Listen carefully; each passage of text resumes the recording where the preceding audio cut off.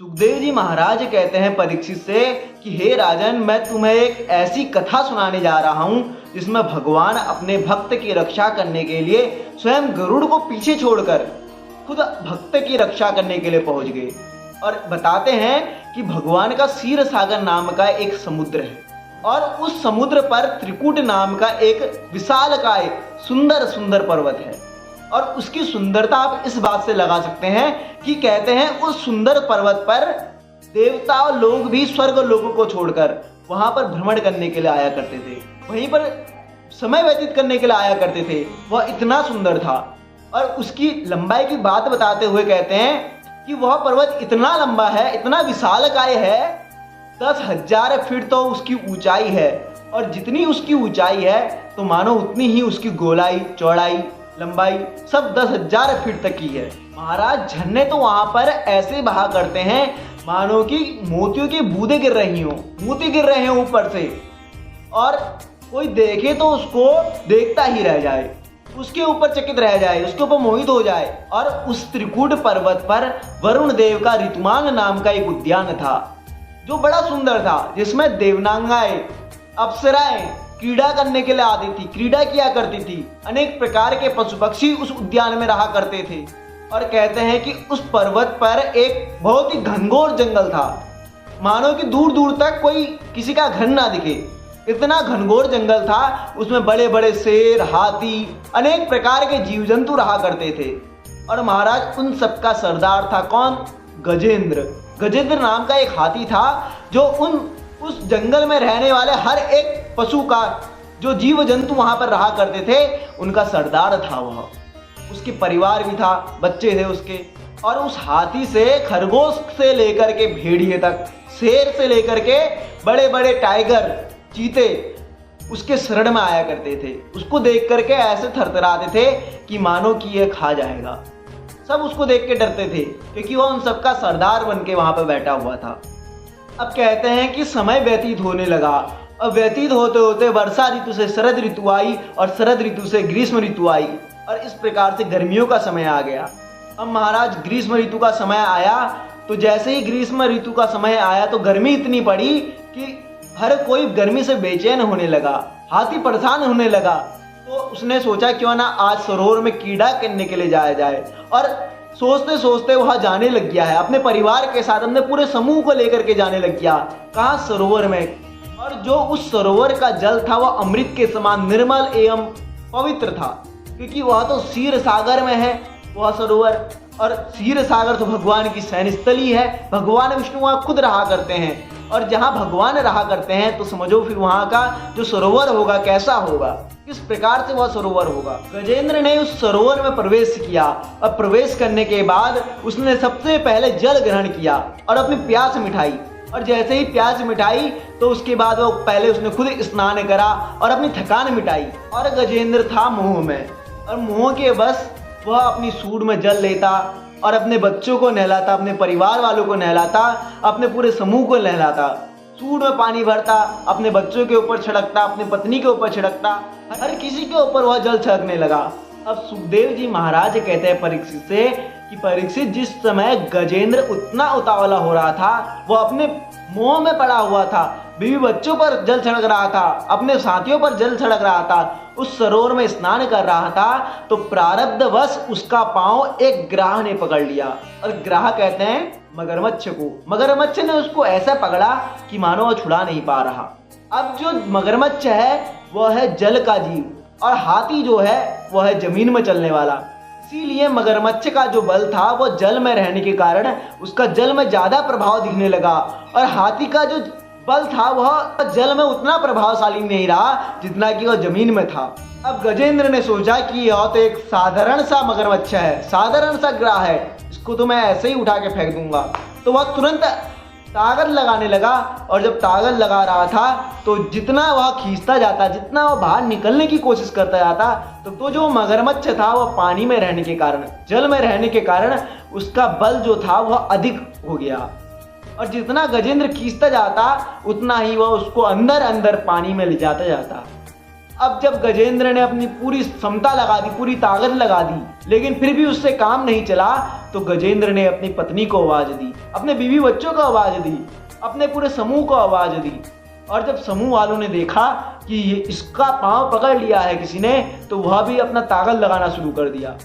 अब ताकत लगाते लगाते उसके पूरे समूह वाले थक गए, परेशान होने लगे कि ये तो निकलने का नाम ही नहीं ले रहा। और जितना ज़्यादा वह बाहर निकलने की कोशिश करता जाता, तो मगरमच्छ उसको उतना ही पानी के अंदर अंदर ले जाते जाता। अब महाराज ऐसे वर्ष व्यतीत होते होते 1000 वर्ष व्यतीत हो गए। और अब परिवार वालों ने सोचा, उसके समूह वालों ने सोचा कि ये तो ऐसे ही अब समय निकलता जाएगा और ये बाहर नहीं निकल पाएगा। इस युद्ध को देखते देखते देवता भी आश्चर्यचकित हो गए कि ये आखिरकार युद्ध चल कैसा रहा है। इतने वर्ष व्यतीत हो गए और इसका कोई समाधान नहीं निकल रहा। अब परिवार वालों ने जब पूरी शक्ति लगा दी, पूरी क्षमता लगा दी, तो अब वह भी थक गए और थकने के कारण अब वो धीरे धीरे करके पीछे आने लगे, पीछे हटने लगे कि अब ये तो ऐसे ही चलता रहेगा तो हमारा तो जीवन इसी में व्यतीत हो जाएगा पूरा, हमें और भी तो काम करने हैं। इसीलिए वो धीरे धीरे करके पीछे हटते गए। धीरे धीरे करके उसके पहले परिवार वाले पीछे हटे, फिर उसकी पत्नी पीछे हटी, फिर उसके बच्चे पीछे हटे। जब गजेंद्र ने देखा कि सभी लोग जा रहे हैं, कोई मेरा साथ नहीं दे रहा, तो अब गजेंद्र को लगा कि मेरा काल आ गया है, अब मुझे इस ग्रह से कोई नहीं बचा सकता, ये मगरमच्छ से अब मुझे कोई नहीं बचा सकता। अब तो ये मुझे और मेरे प्राण को लेकर ही मारेगा। अब जब गजेंद्र ने देखा कि मेरे परिवार वाले मेरा साथ छोड़कर चले गए, मेरे बीवी बच्चे मेरा साथ छोड़कर चले गए, तो महाराज कहते हैं कि गजेंद्र को वैराग्य हो गया। अब सोचने लग रहा है कि मेरी रक्षा अब इससे कौन कर सकता है, सोच रहा है। और सोचते सोचते उसको याद आया कि भगवान ही अब मेरी रक्षा कर सकते हैं और इस संसार में और ऐसा कोई नहीं है जो मेरी इस मगरमच्छ से रक्षा कर सके। और ऐसा सोचते हुए भगवान को याद करने लगा, भगवान को बुला रहा है। श्लोकों में भगवान की स्तुति आरंभ कर दी उसने और कहता है, ओम नमो भगवते तस्मै यत एतच्चिदात्मकं पुरुषाय द्विबीजाय परेशाय विधीमहि। भगवान को याद कर रहा है, ओम नमो भगवते वासुदेवाय वासुदेवाय नंदनंदनाय वासुदेवाय नंदनंदनाय ओम नमो भगवते वासुदेवाय। और इस प्रकार से भगवान की स्तुति करते हुए अब भगवान से प्रार्थना कर रहा है, हृदय से पुकार रहा है भगवान को कि भगवान अब आपके सिवा इस धरती लोक पर, इस पूरे संसार में अब ऐसा कोई नहीं बचा कि जो मुझे इस ग्रह से, इस मुसीबत से निकाल सके। अब तो केवल आप ही मुझे इस मुसीबत से निकाल सकते हैं। और जब वो ऐसी स्तुति कर रहा था तो सुखदेव जी महाराज कहते हैं कि वह किसी का नाम नहीं ले रहा था, क्योंकि महाराज वो तो है एक जीव, अब नाम तो हमारी तरह ले नहीं सकता कि भगवान, हाँ ये वाले भगवान आ जाओ, ये वाले भगवान आ जाओ। अब वो किसी का नाम तो ले ही नहीं सकता, तो इसीलिए वो अपने दहाड़ से भगवान को याद कर रहा है। अब देवता लोग सोच रहे हैं कि ये तो हमारा नाम ले नहीं रहा, तो हम आखिर क्यों जाए बचाने के लिए। तब भगवान के कानों में आवाज गूंजी। तब भगवान ने विचार किया कि इस जगत का मूल कारक तो मैं ही हूँ और मुझे ही इसकी रक्षा करने के लिए जाना पड़ेगा। और तुरंत गरुड़ जी को आवाज लगाई। और जब गरुड़ जी को आने में समय लगा तो गरुड़ जी को पीछे छोड़कर स्वयं वो अपने भक्त की रक्षा करने के लिए चले गए। और जब सरोवर में उस गजेंद्र का पांव उस मगरमच्छ ने पकड़ा था तो वह अत्यंत व्याकुल हो रहा था कि प्रभु को याद कर रहा था, प्रभु को बार बार बुला रहा था। और जब बुला रहा था तो उसने आकाश मार्ग से देखा कि भगवान श्रीहरि आ रहे हैं स्वयं। एक हाथ में पुष्प है, एक हाथ में चक्र है, एक हाथ में गदा है। और जब देखा कि भगवान आ रहे हैं तो बड़ा प्रसन्न हुआ कि प्रभु मेरी रक्षा करने के लिए स्वयं आ रहे हैं। तब उसने उस सरोवर से एक कमल का पुष्प तोड़कर निकाला और भगवान को चढ़ाया। नारायणाखिल गुरु भगवान नमस्ते। अब बड़े कष्ट के साथ भगवान नारायण को समर्पित करा। और जब भगवान ने देखा कि गजेंद्र अत्यंत पीड़ा में है और मेरा नाम ले रहा है और उस गजेंद्र ने उसका पांव ऐसे पकड़ रखा है कि मानो छोड़ ही नहीं रहा, बड़े कष्ट में है गजेंद्र। और तब भगवान ने उस हाथी को, उस गजेंद्र को उस ग्राह के साथ इस सरोवर से बाहर निकाल करके बाहर निकाल दिया।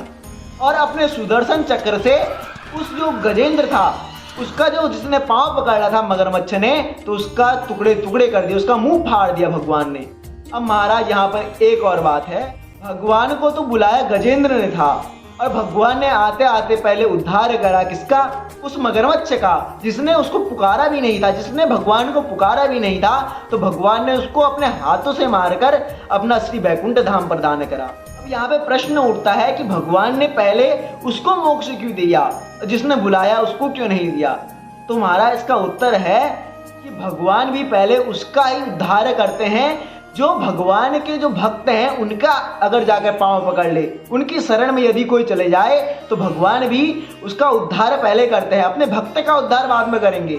और जो भगवान के भक्तों के चरण पहले पकड़ेगा, भक्तों की शरण में जो जाएगा तो भगवान सबसे पहले उसी का उद्धार करते हैं। इसलिए यहाँ पर मगरमच्छ का उद्धार भगवान ने पहले करा। अब सुखदेव जी महाराज कहते हैं परीक्षित से कि परीक्षित, जो वह मगरमच्छ था, ग्राह था, वह पिछले जन्म में हूहू नाम का गंधर्व था। और हूहू नाम का गंधर्व कैसा? जिस प्रकार से यहाँ पे कॉमेडियन होते हैं ना, हंसाने वाले, तो इसी प्रकार से ये गंधर्व स्वर्ग लोक में हंसाने का काम करते हैं। कॉमेडी में कॉमेडी करते थे वहाँ। और देवल ऋषि के श्राप के कारण इन्होंने देवल ऋषि का कुछ अपमान कर दिया था और देवल ऋषि ने श्राप दिया था कि तुम्हें ये गति प्राप्त होगी। और जो गजेंद्र था वह इंद्रदुमा नाम का एक राजा था और उसको भी अगस्त ऋषि ने श्राप दिया था कि तुझे हाथी बनना पड़ेगा, और इसीलिए वह हाथी बनने के लिए यहाँ पर आया था। और इस प्रकार से भगवान ने उन दोनों को मुक्ति दिलाई, क्योंकि वह दोनों भगवान के भक्त थे, भगवान के वहां पर से आए थे। तो भगवान ने उन दोनों को मुक्ति दिलाई और वह दोनों अपने अपने स्थान की ओर चले गए।